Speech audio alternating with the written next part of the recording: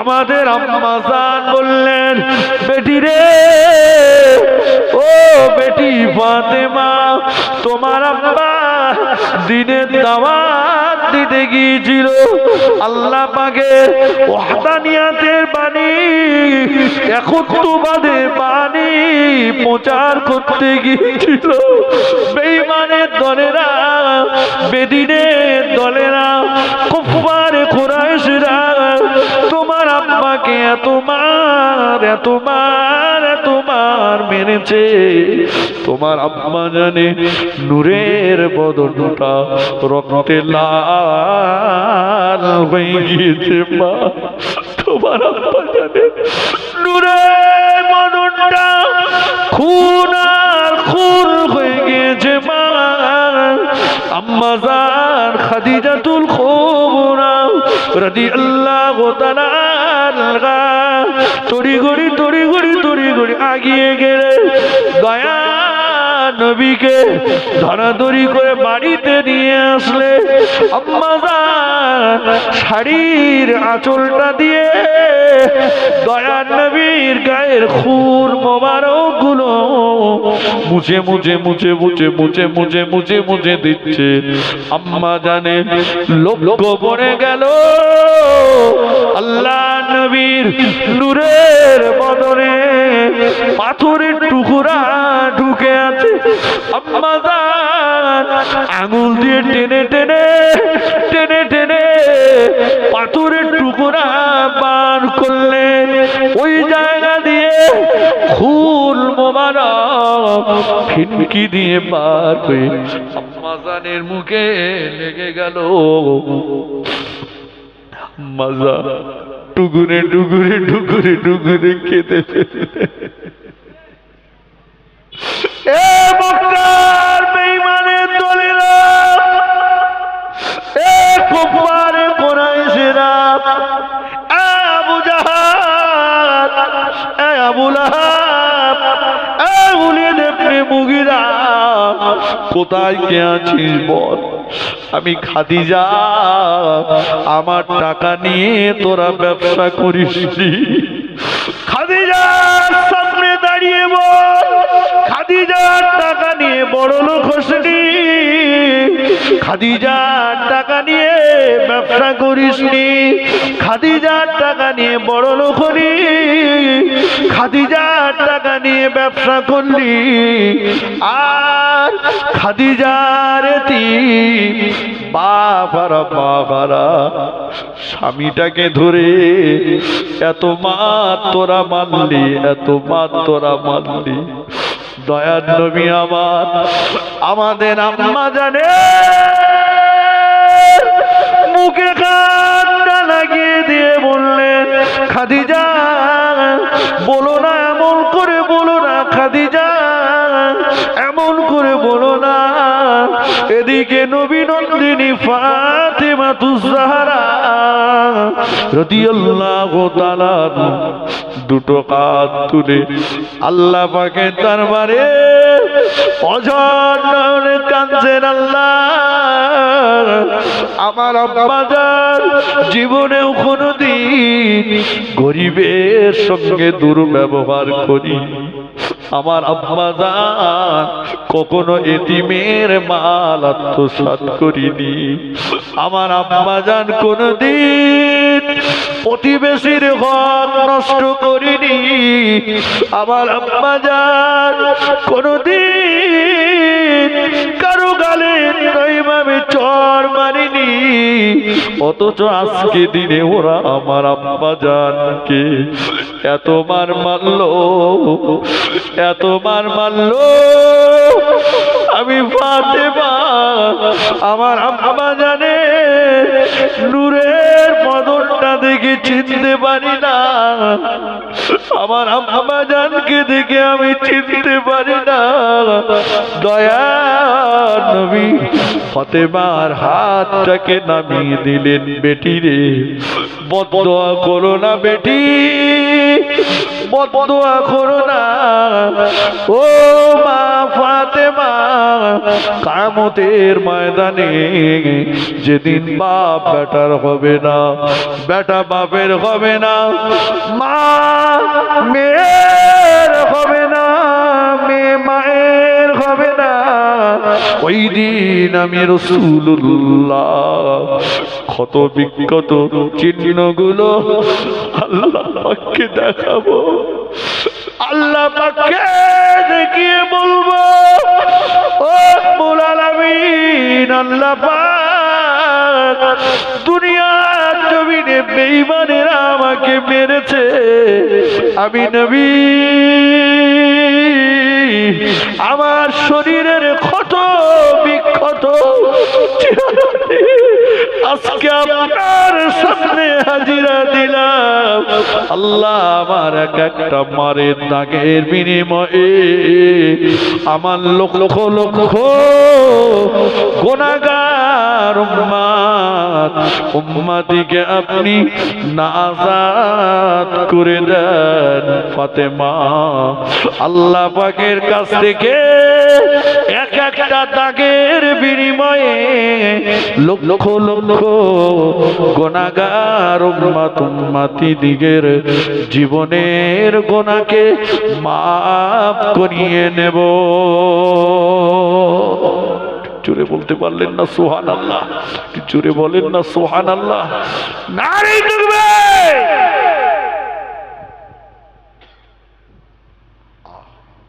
রাসূল মার খেয়েছে, মারের আঘাতের দাগগুলো রাসূলুল্লাহ উম্মতের নাসাতের জন্য ব্যবহার করবেন। ভেবেছেন একবার? আল্লাহ রাসূল বললেন, হায়াতি খায়রুল লাকুম ওয়া মামাতি খায়রুল লাকুম, আমার দুনিয়ায় বেঁচে থাকাটা কল্যাণ, আমার ইন্তেকালের পরের জীবনটাও কল্যাণ। সাহাবীরা বললেন, ইয়া রাসূলুল্লাহ, ইন্তেকালের পরের জীবন কল্যাণ, এটা তো ভালো বুঝলাম না। নবী বললেন, সাহাবীরা, আমার ইন্তেকালের পরে প্রতি সোমবার এবং শুক্রবার আল্লাহ পাক আমি রাসূলুল্লাহ আমার দাবিতে আমার উম্মতের আমল নামাটা আমার মাজার মুকাদ্দাসে পৌঁছে দেবেন। জোরে বলুন, একটু মন খুলে বলেন। জি, আমি রাসূলুল্লাহ যদি দেখতে পাই আমার কোন উম্মতের আমল নামায় গুনাহ বেশি হয়েছে, আমি উম্মতের গুনাহ মাফের জন্য আল্লাহর কাছে ক্ষমা প্রার্থী হব, আল্লাহর কাছ থেকে উম্মতের আমল নামার গুনাহগুলোকে মাফ করিয়ে নেব। জোরে বলুন। ফিরে আসি আপন জায়গায়। তাহলে নবী সব ছেড়েছেন আমাদের জন্য, তাই তো নাকি? কিয়ামতেও আমাদের চিন্তায় চিন্তিত থাকবেন। সেই নবীর জন্য আমরা ছাড়তে পারলাম না কেন বলেন তো? এর উদ্দেশ্য একটাই, এর কারণ একটাই, আমরা ভেবে নিয়েছি এটাই যে আমরা যা কিছু পেয়েছি সব আমার। ঠিক কিনা বলেন? যদি জিজ্ঞাসা করা হয় ব্যবসা কার? আমার। দোকান কার? আমার। জলকর কার? আমার। বাড়ি কার? আমার। ছেলে মেয়ে কার? আমার। জমি 10 বিঘা আছে কার? আমার।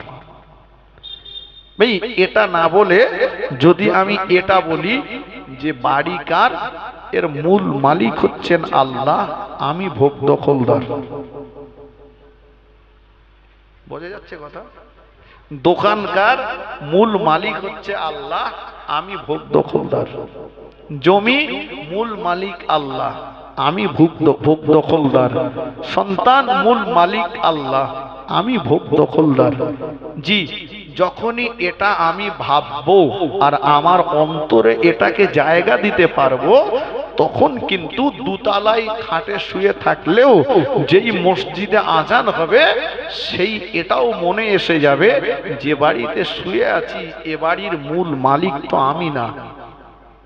মূল মালিক তো আল্লাহ, আমি তো ভোগ দখল করছি। আজান যখন হয়েছে আমাকে নামাজে যেতে হবে, আল্লাহর ঘরে হাজিরা দিতে হবে। যদি না যাই, আল্লাহ ইচ্ছা করলে এই বাড়ি থেকে আমাকে নামিয়ে দিতে পারেন। পারে না? পারে না? আল্লাহ ইচ্ছা করলে যে কোনো মুহূর্তে ঘর থেকে নামিয়ে খাটিয়ার প্যাসেঞ্জার বানিয়ে দেবে।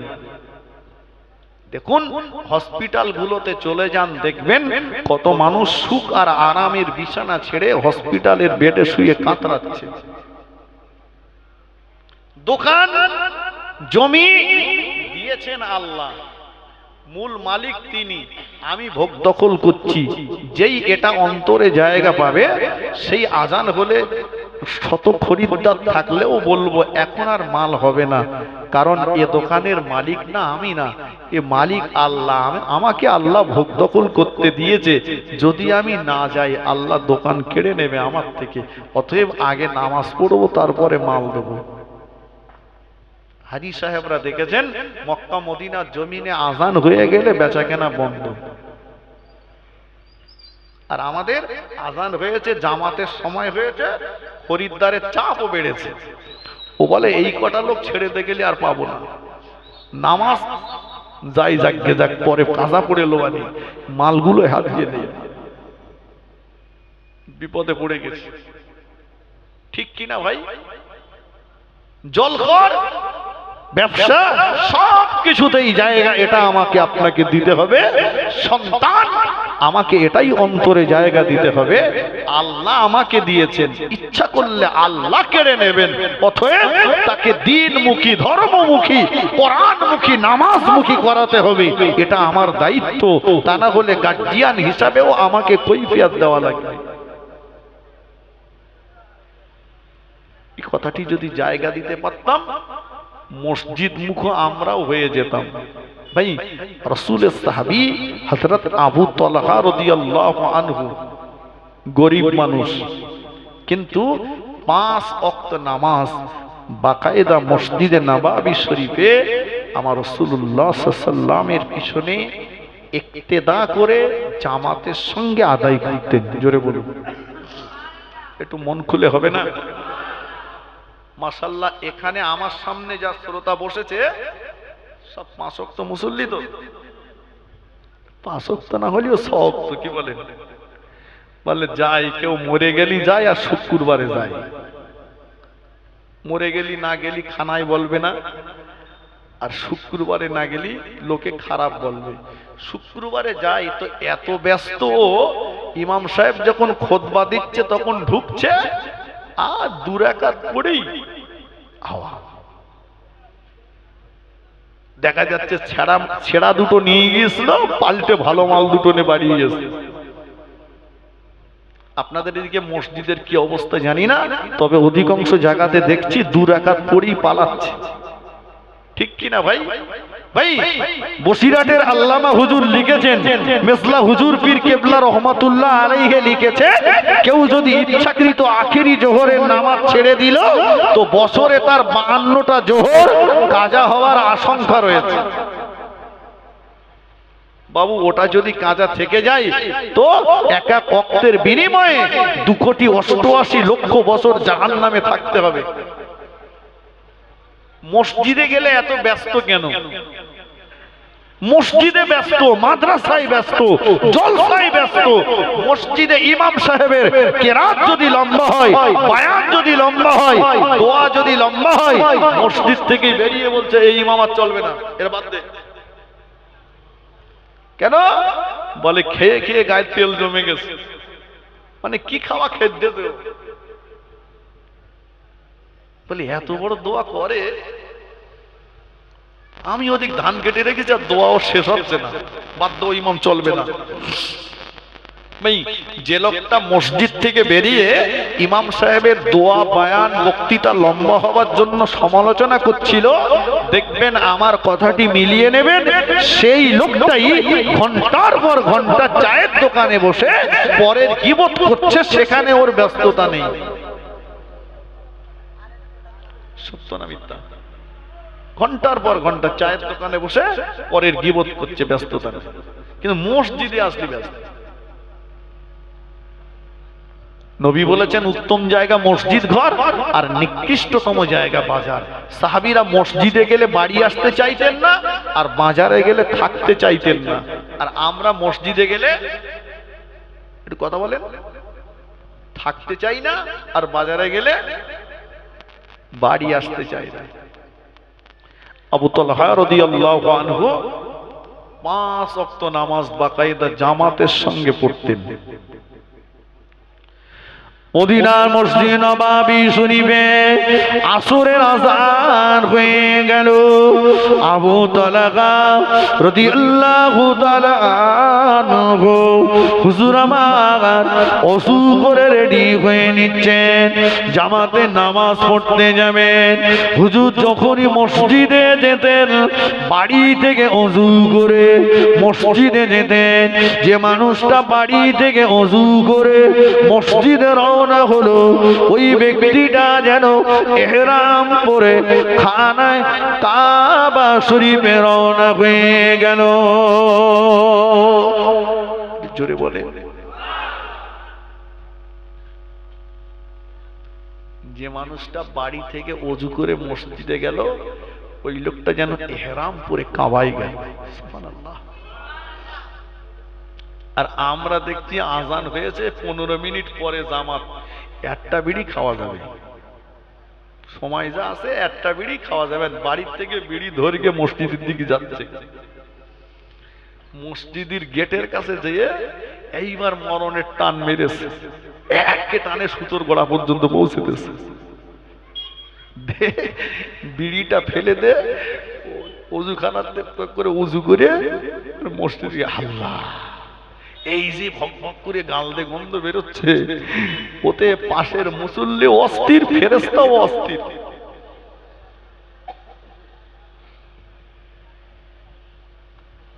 হুজুর ওযু করে মসজিদে যেতেন। হুজুর আবার ওযু করে রেডি হয়ে গেলেন। হুজুরে বিবি সাহেবা সামনে এসে দাঁড়িয়ে গেলেন। প্রাণের স্বামী গো কোথায় যাবে? বিবি রে আসরের আযান হয়ে গিয়েছে, নামাজ পড়তে যাব। বিবি বললেন প্রাণের স্বামী নিষেধ আপনাকে করব না, বারণ করব না, তবে শুধু একটা কথা আপনাকে বলবো, নামাজের পরে যেন দেরি করবেন না, তাড়াতাড়ি বাড়ি চলে আসবেন। নামাজের পরে যেন দেরি করবেন না, তাড়াতাড়ি বাড়ি চলে আসবেন। সোনার মানিক ছেলেটার বড় জ্বর, ছেলেটা বড় সুস্থ। হুজুর বললেন ও বিবি, রোগ দেওয়ার মালিক যে আল্লাহ, সেবা দেওয়ার মালিকও সেই আল্লাহ। তুমি আমার সোনার মানিকের দিকে খেয়াল রেখো, আমি আমার আল্লাহ পাককে খুশি করতে যাচ্ছি। জোরে হবে না? মন খুলে বলেন। চাচা শুক্রবারের নামাজে তো তোমার দেখলাম না, এ শুক্রবারে ছিলে না? চাচা বলে দূর খোকা, এ শুক্রবার আমার নামাজ পড়া হয়নি। কেন?